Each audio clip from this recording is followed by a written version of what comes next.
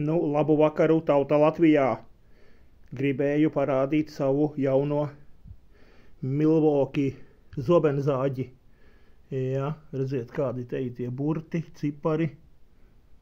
Jā. Lūk, nopirku pilnīgi jaunu. Baterija nenāca līdzi. Tā ir vecā.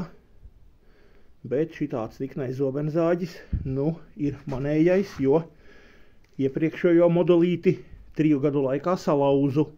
Strādāju pie demontāžām, kamēr salūza. Iedarbinām re. Jā. Tā tad iet.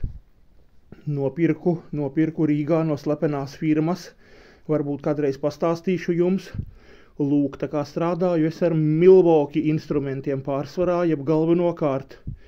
Un kā ķekaunieki būtu teiktu, ķekaunieki savā reklāmā teica, vai nu vistu, vai neko. Tāpēc arī es, vai nu Milwaukee, nu vai vienkārši neko.